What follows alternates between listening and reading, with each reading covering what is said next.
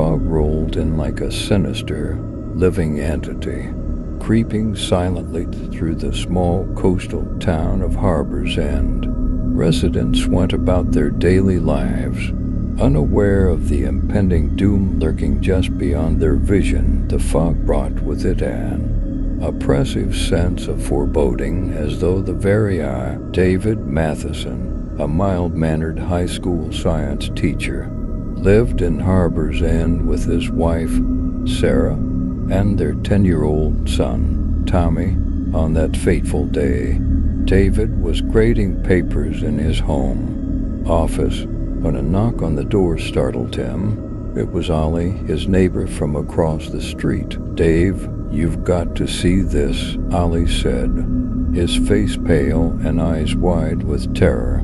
He led David to his front window and pulled back the curtain. The sight that met them sent shivers down their spines. The fog had thickened, obscuring everything beyond a few feet. "Have you ever seen anything like this?" Ollie asked, his voice trembling. David shook his head, unable to tear his eyes away from the unnatural fog.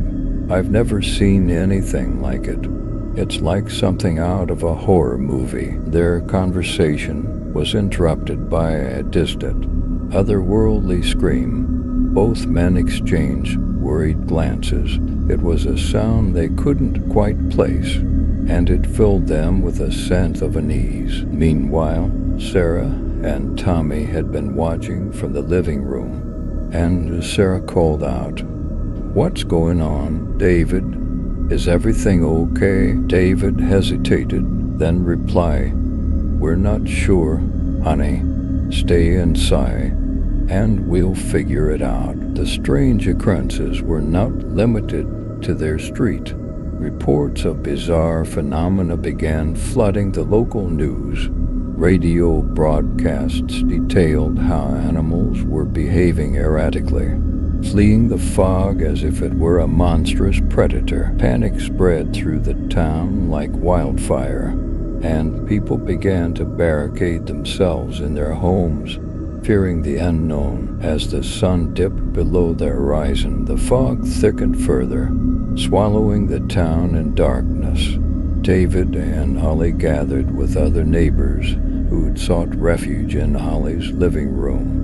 They huddled around a flickering candle, the only source of light in the room. "What do you think is causing this, David?" Ollie asked, his voice barely above a whisper. David couldn't come up with a logical explanation. "I don't know, Ollie. It could be a weather phenomenon or something else entirely, but whatever it is, it's unnatural." Just then, a frantic pounding on the front door sent shockwaves through the room. Startled, everyone turned toward the entrance. The desperate cries of a young woman, Helen, echoed through the wood. "Please, let me in.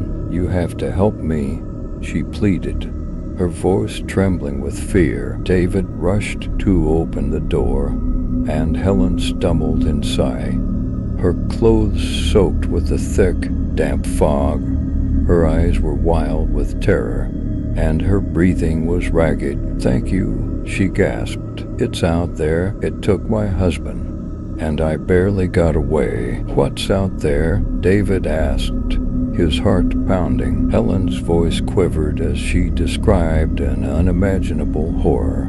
She spoke of grotesque creatures lurking within the fog, twisted and nightmarish, with inky black tentacles and eyes that glowed with malevolence. They moved silently, slithering through the mist, snatching anyone who ventured too far from safety.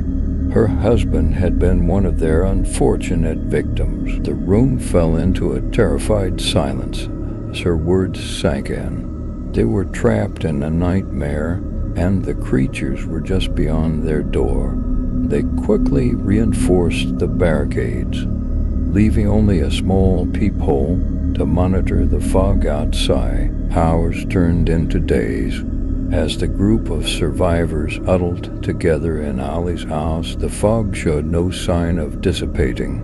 and the monsters continue to prowl. They ration their food and water, knowing that their supplies were limited.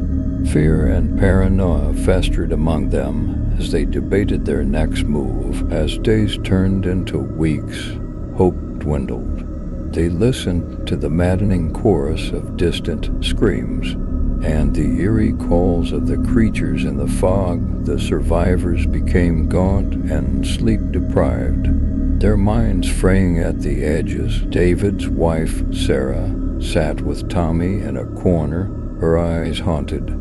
She had stopped asking about the world beyond the fog, knowing the answer was more horrifying than any story she could imagine. One evening, as the group was gathered around the candle, a heated argument erupted.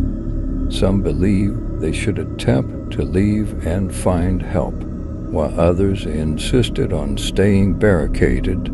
Tensions escalated until Helen, the woman who had first sought refuge with them, screamed enough. In her fury, Helen grabbed a heavy candle holder and smashed it against the wall, causing the candle to sputter and die. Darkness enveloped them, and the room fell silent. The fog outside seemed to press against the walls of the house, its presence suffocating. Just as the group's fear reached its peak, they heard a guttural hissing from the other side of the barricade.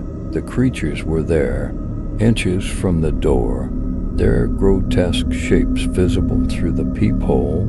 It was a horrifying tableau of writhing tentacles, shifting shadows, and malevolent eyes. The survivors held their breath, praying that the creatures wouldn't find a way in. But the moment of terror stretched on, and they realized the monsters were testing the barricade, searching for a weakness. In the inky blackness of the room, a whispered plan was formed.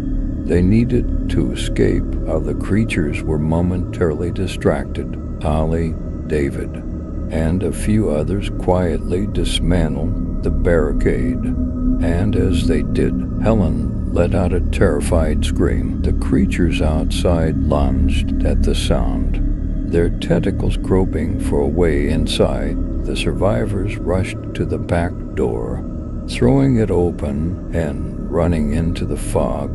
It was a leap into the unknown, but they had no other choice. Blindly, they stumbled through the thick mist, their breathless panic echoing through the night. The creatures pursued them, their eerie hisses growing closer with every step. Survival was a matter of seconds, and the group felt the creatures' slimy appendages brush against them. Just as they thought they were done for, the fog began to recede. Slowly lifting like a shroud, the creatures retreated with it, their howls of frustration echoing into the distance. The survivors stumbled out of the fog, gasping for air and relief. As the fog dissipated, they looked back and saw the monstrous forms of the creatures retreating into the distance, fading into the misty veil that had concealed them. It was a sight that would haunt their dreams for the rest of their lives. With their town forever changed, the survivors realized that they were the lucky ones, the ones who had managed to escape the horrors lurking within the fog. But the memories of that nightmarish ordeal would never leave them. A reminder that sometimes the true horrors are the ones that can't be explained or defeated, lurking just beyond the edge of reality in the mist.